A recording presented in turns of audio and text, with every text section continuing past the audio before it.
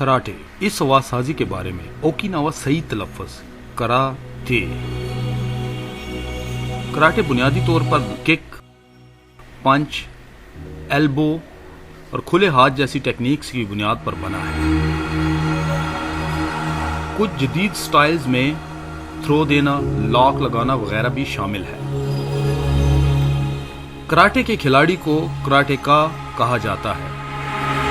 Japan की सल्तनत ने 1879 में रिक्यू किंगडम पर कब्जा कर लिया और वहां के लोगों पर बहुत जुल्म और सितम ढाए, तो वहां के लोगों ने अपनी हिफाजत के लिए इसको सीखना शुरू किया। 1912 से 1926 के दौर में कराटे बहुत तरक्की पजीर हुआ। इसके बाद जापानी वजारत तालीम ने गीचन फुनाकोशी को कराटे का मुजाहरा करने के लिए टोक्यो आने की दावत दी।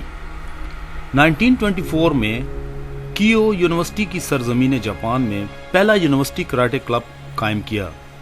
1932 तक जापान की बड़ी बड़ी यूनिवर्सिटियों में कराटे क्लब मौजूद थे। जापानी अक्सरियत पसंदी में इजाफे के इस दौर में ये नाम तांग हैंड यानी चीनी हाथ से तब्दील कर दिया गया और कराटे यानी खाली हाथ रख दिया गया। दूसरी जंग अज़ीम के बाद ओकिनावा 1945 रियासत मुत्तहदा अमेरिका का एक अहम फौजी साइट बन गया और कराटे वहां तैनात खिदमतगारों में मकबूल हो गया। 1960 और 1970 की दिहाई की मार्शल आर्ट फिल्मों ने दुनिया भर में मार्शल आर्ट की मकबूलियत में बहुत इजाफा किया और इस तरह कराटे सारी दुनिया में फेमस हो गया। शूतोकान के चीफ शिगिरो इगामी ने बताया, बैरून ममालिक में कराटे के पैरोकारों की अक्सरियत बहुत ज्यादा है। कराटे लड़ने की तकनीक के बारे में सिखाया जाता है। फिल्मों और टेलीविजन कराटे को बहुत पुरसरार तरीकों से फाइटर्स को दिखाते हैं।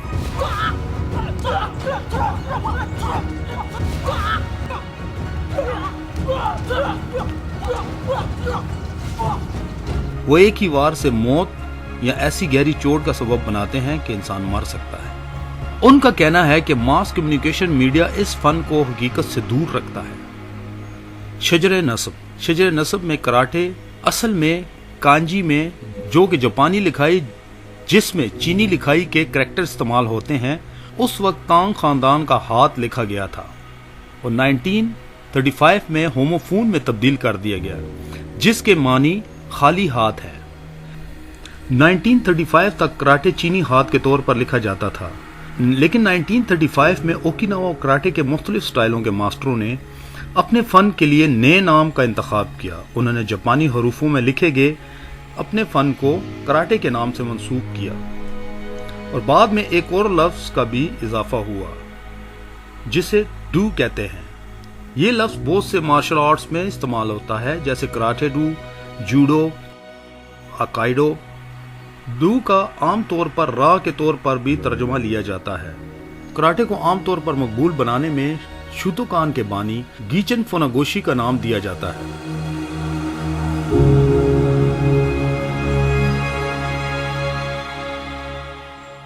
फुनाकोशी गीचन मास्टर अस्तुस आंको और मास्टर अस्तसु आंको, जो 1902 में ओकिनावा प्रीफेक्चर स्कूल सिस्टम में कराटे मुतारफ करवा चुके थे। फुनाकोशी इन्हीं का स्टूडेंट था। इसके अलावा उस वक्त कराटे के फैलाव में इन मास्टर्स ने बहुत काम किया। केनावा माबोनी, चोचन मायागी,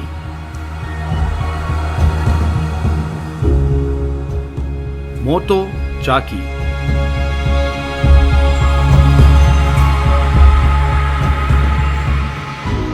कांकन तायामा,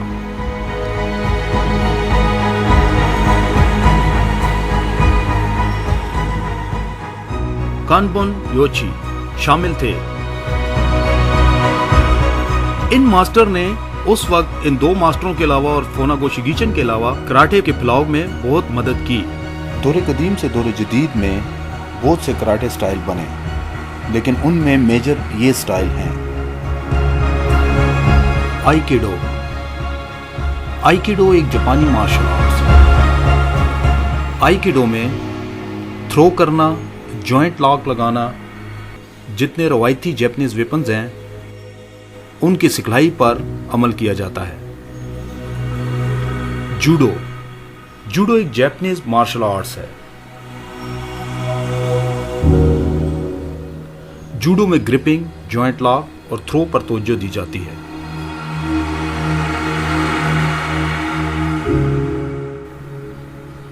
कराटे। कराटे भी एक जापानीज मार्शल आर्ट्स है जिस पर punch, elbow strike, open hand strike, knee shot और किक्स पर तवज्जो दी जाती है। क्राउ मागा। इस स्टाइल में सेल्फ डिफेंस पर तवज्जो दी जाती है जिसमें चाकू से बचना, फ्री हैंड फाइटिंग्स और गन फाइट भी सिखाई जाती है। कंग फू। कंग फू एक चाइनीज मार्शल आर्ट्स है जिसमें किक, पंच के अलावा वहां के रवायती हथियारों को ज्यादा तवज्जो दी जाती है। Mix martial arts MMA। Mix martial arts मुख्तलिफ मार्शल आर्ट्स को मिक्स करके बनाया गया है। मुay थाई। इस स्टाइल का ताल्लुक थाईलैंड से है। ये बिल्कुल किक बॉक्सिंग की तरह है लेकिन इसमें एल्बो स्ट्राइक्स और नी शॉट्स ज्यादा इस्तेमाल किया जाता है। ताइक्वांडो। ताइक्वांडो एक कोरियन मार्शल आर्ट्स है। तांग सूडू। तांग सूडू भी एक कोरियन मार्शल आर्ट्स है। तांग सूडू भी ताइक्वांडो और कराटे की तरह है